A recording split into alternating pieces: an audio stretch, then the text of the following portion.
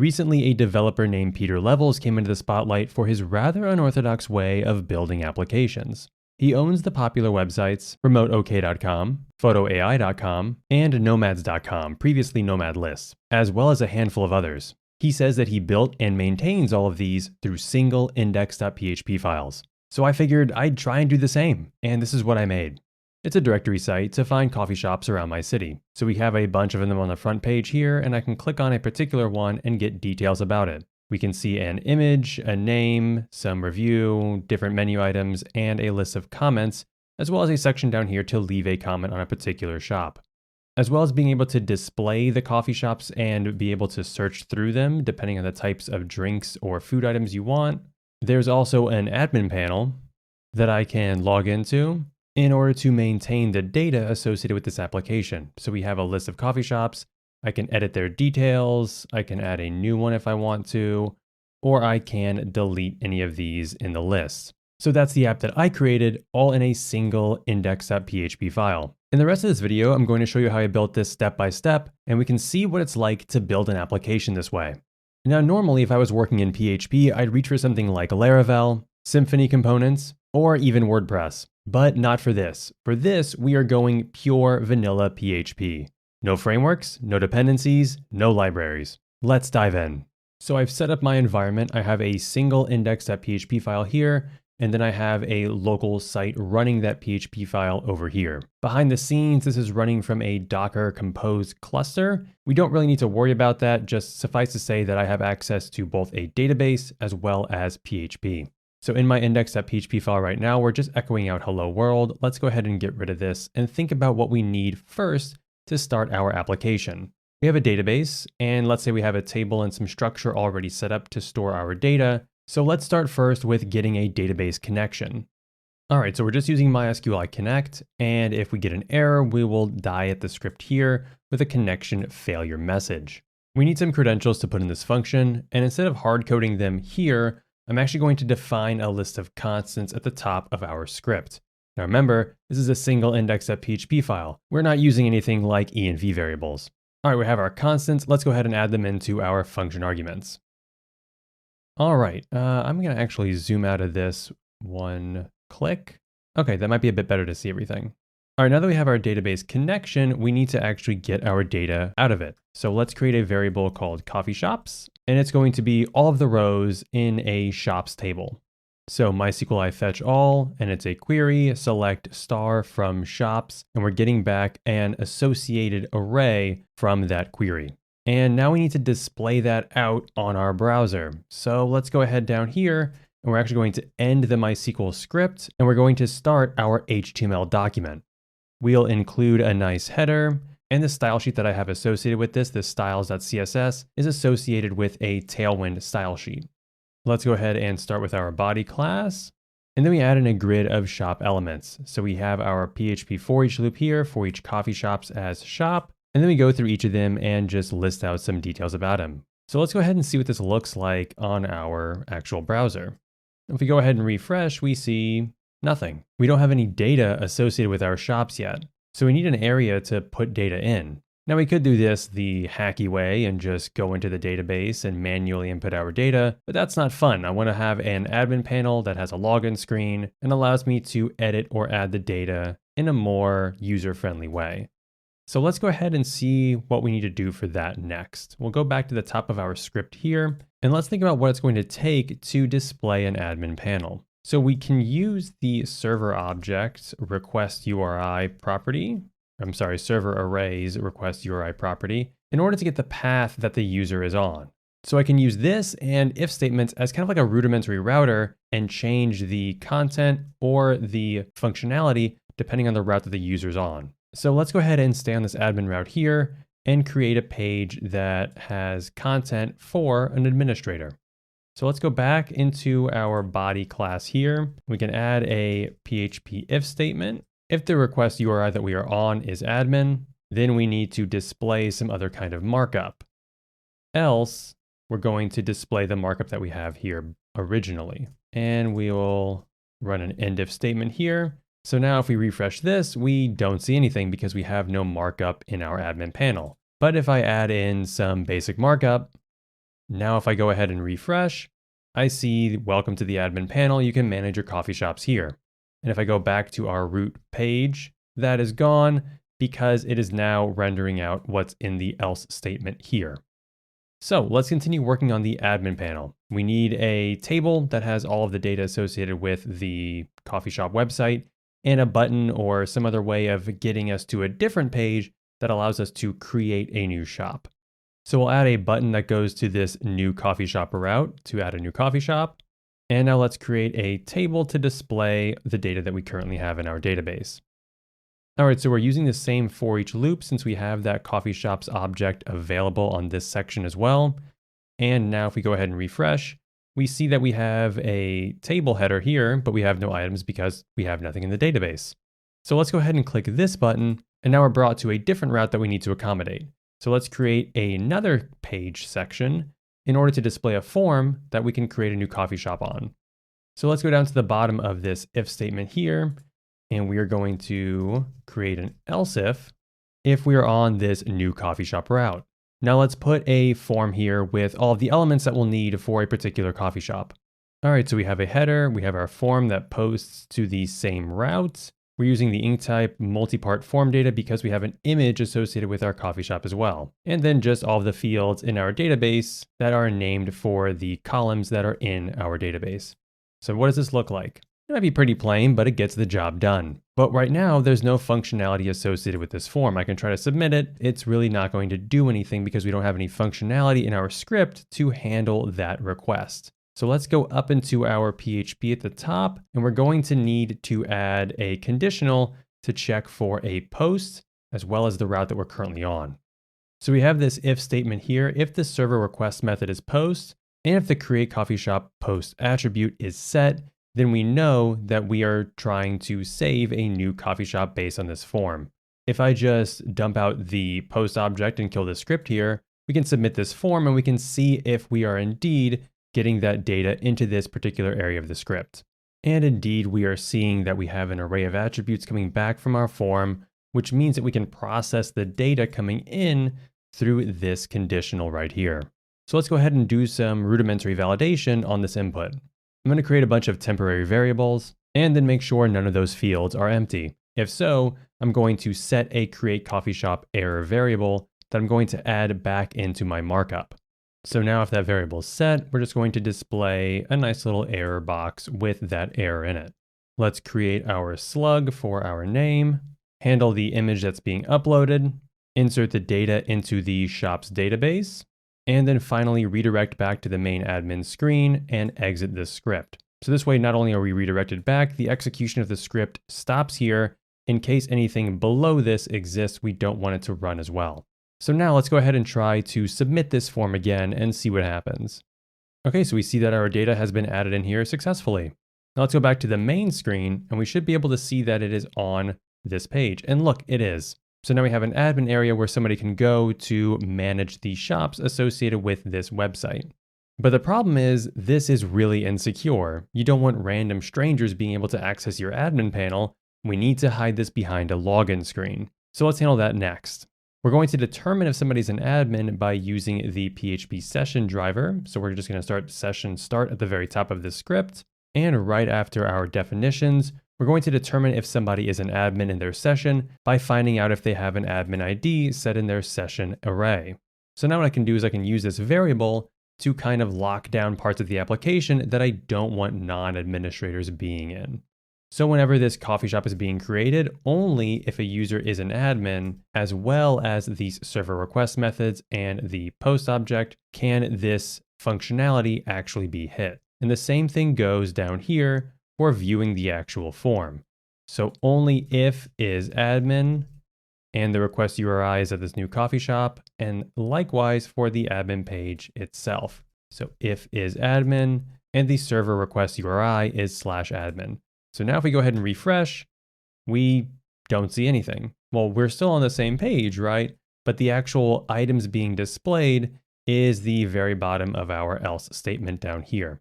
So it defaults to the grid of coffee shops that we normally see on the front page. What we need to do is say if a user is trying to go to that admin page, we need to redirect them to some kind of login page where they can sign in with their credentials. So let's put this right about here.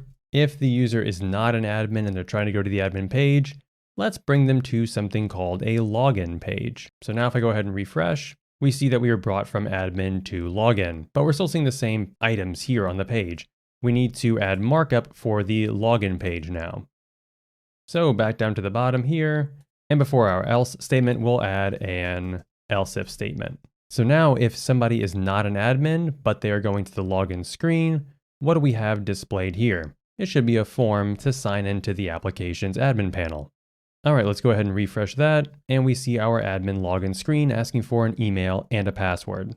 And now again, we need to handle the actual functionality when somebody clicks this login button, because right now we're posting to the login action, but that has no functionality in our main PHP script.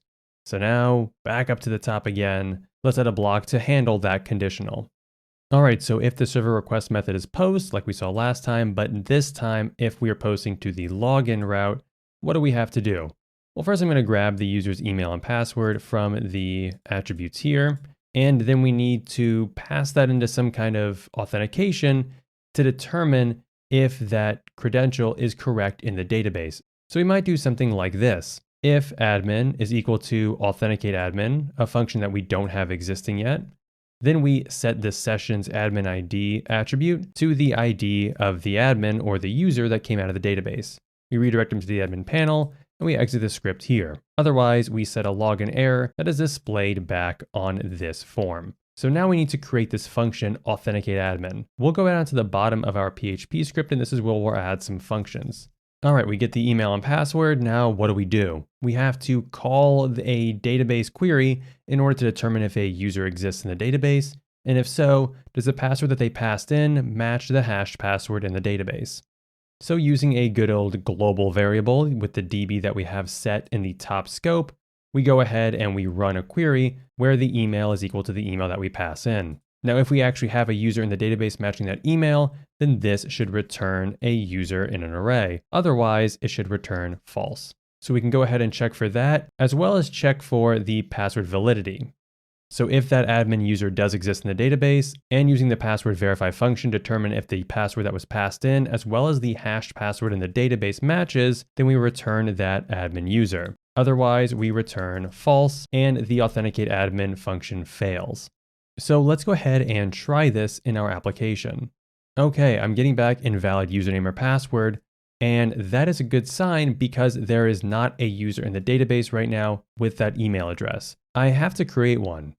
Okay, I just added this conditional. So if we have a get query called init, and if it is set to true, then what I want to do is initialize our admin panel with a single new user.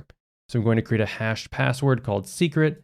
I'm going to insert myself into an admin's table with my email address as well as that hashed password. And then I'm just going to end the script there and say that the admin user was created. But the problem is I want to make sure this does not go into production. This is not something that we want to see in a production website. So I can lock this down a little bit by adding in like an app env variable to determine what kind of environment my application is running in. All right, so if my app env is local, then I can run this. And we can set that by using a constant at the top here. App env by default is set to local. So we should make sure to change this though, whenever we do go into production. And we can use this app env for other things in our script if we needed to.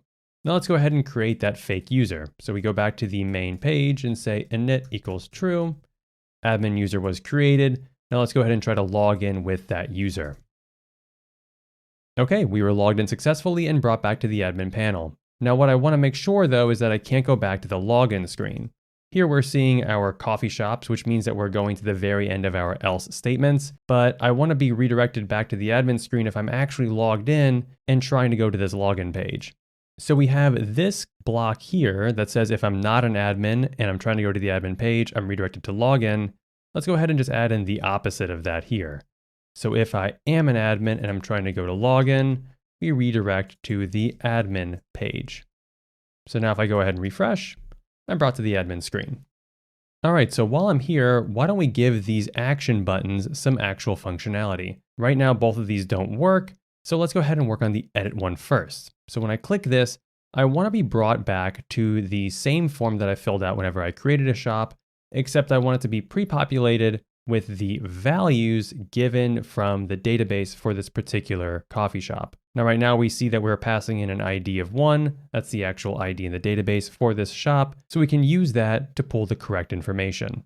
So we'll start with the markup first. Let's go back down into the bottom of our application before the else statement and add in a new else if. All right, so if the user is an admin and the request URI contains edit coffee shop, then we're going to display a new set of markup or a new form. And the reason that we are using str contains here instead of just doing a direct comparison is because the request URI is going to include that ID query variable. And because that changes each time, it's just easier to do this comparison instead. So now let's go ahead and add in our form that we have above, except this one is going to be pre-populated with values from this particular individual shop. All right, so we see on the left that I added in the form here, we have a update coffee shop error message here instead of a create one.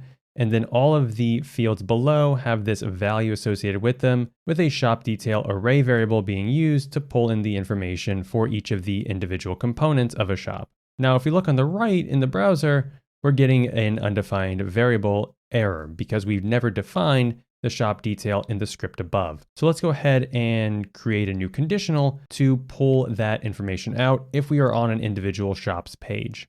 Okay, if the user is an admin, again, we're checking to make sure that the user is an admin and the request URI contains admin edit coffee shop, then what we need to do is grab a particular shop based on the ID that's passed in. So we can use something like this. Shop detail equals fetch associated, MySQLite query, select star from shops where ID is equal to get ID.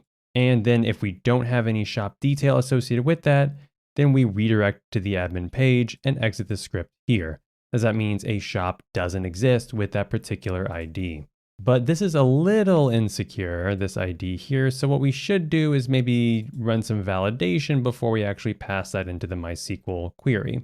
So let's run a basic conditional saying, all right, if it is empty, if there's no ID passed in, then we redirect to the admin page as well. Or if it's not numeric, then we redirect to the admin page as well.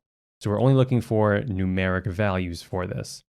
Now let's go ahead and refresh and see if we are pulling in details based on this shop detail variable. All right, and there we go. We see the name, the location, the rating, all of the attributes associated with our particular coffee shop are here as expected. What we need to do though is make sure this update coffee shop button works. So what do we need to do for that? Well, we can go down to our form here and see where this is posting to.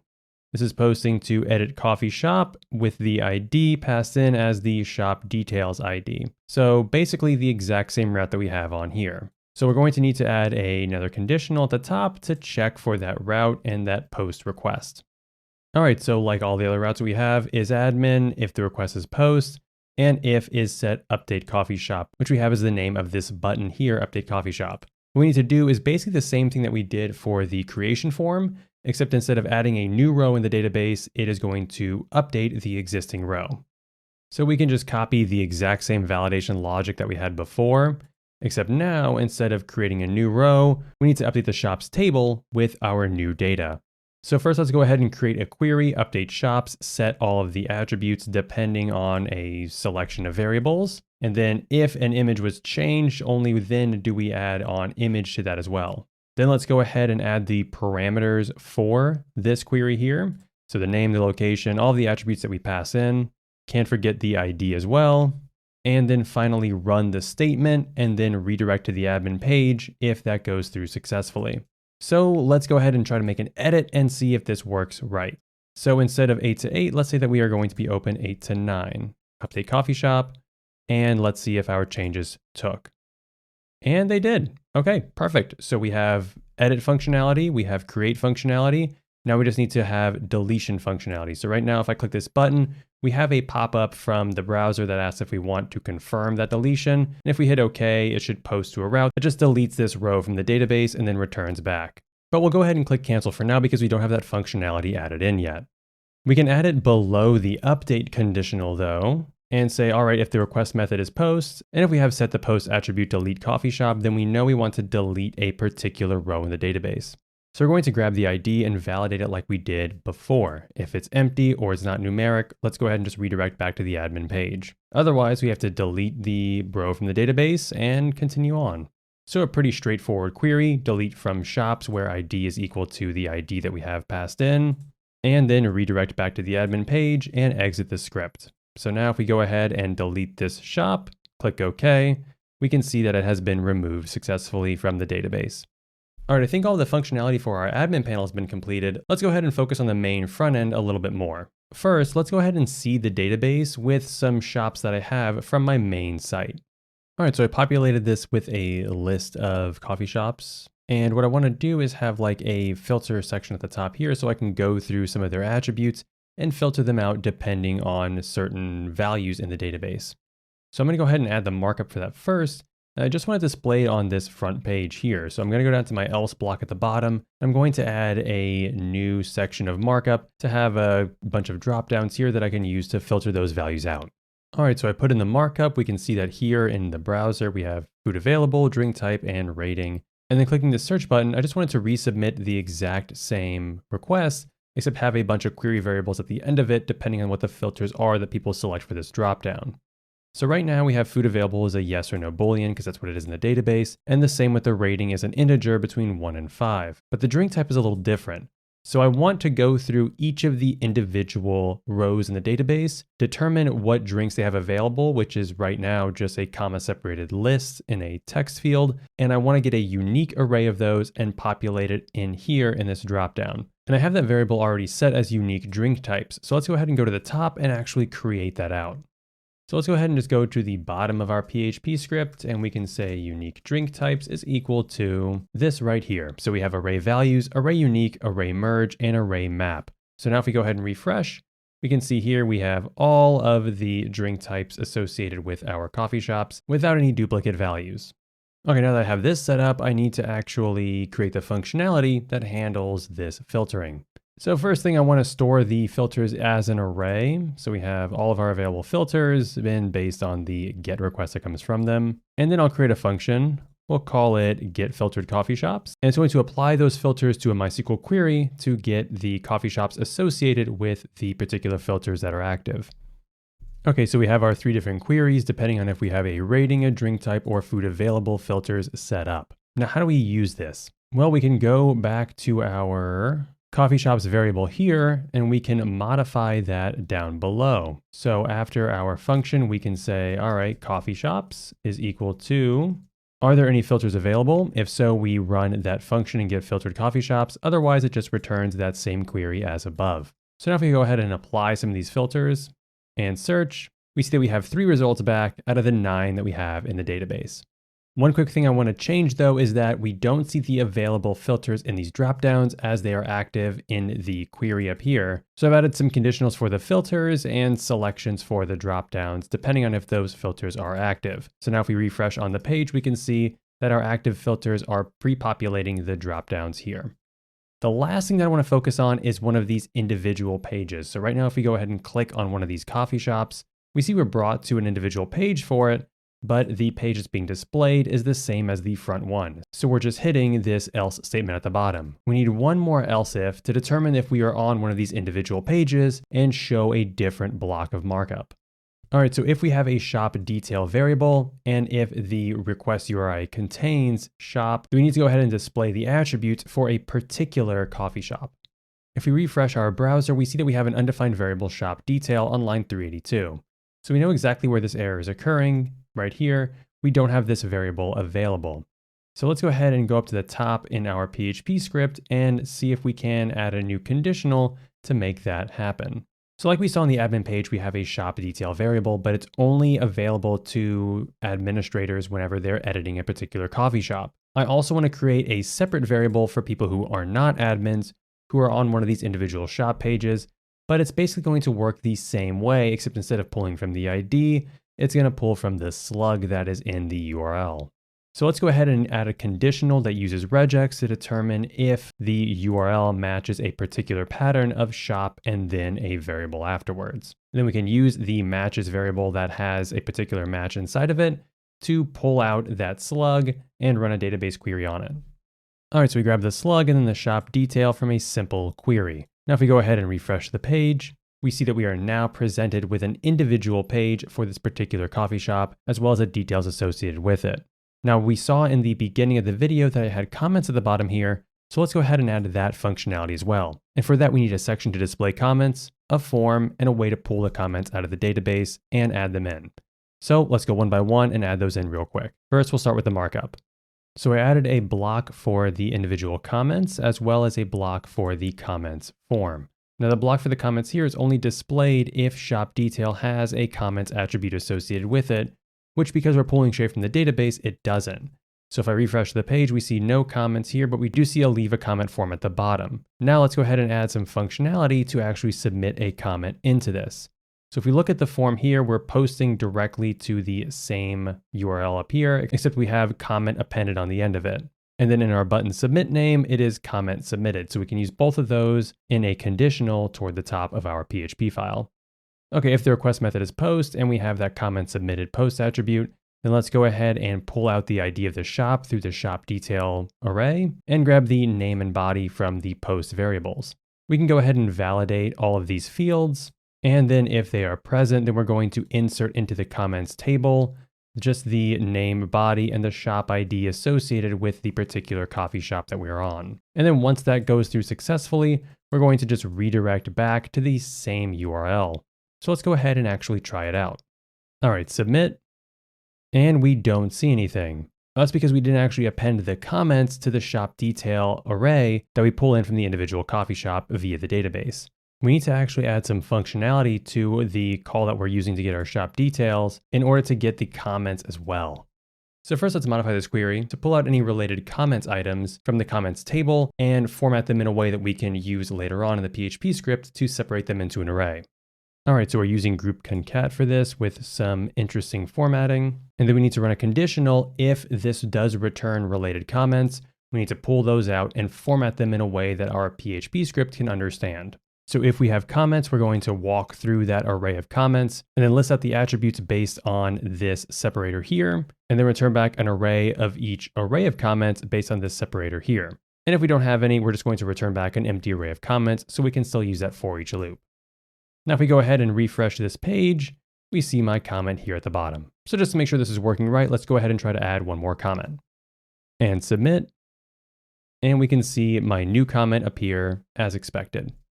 All right, so we created a functioning PHP application in a single index.php file, and our total code count is right around 550 lines. But this is pretty messy and it's pretty insecure. We're doing a lot of things with get variables. We're connecting directly to the database sometimes without sanitizing the inputs. And we're also connecting to the database each time. We're using this session each time. There's a lot of things that we could do to clean up this code, even if you wanted to use this method. We could separate repeated functionality out into functions. We could type hint functions. We could separate each of these sections into things that make sense. So maybe the filtering section in one piece, admin sections in another, individual page pieces in another. We could also, talking about the markup, instead of having all of these else if statements, we could separate each of these pieces out into functions that do early returns, so we don't have a large markup section all the way at the bottom of the page.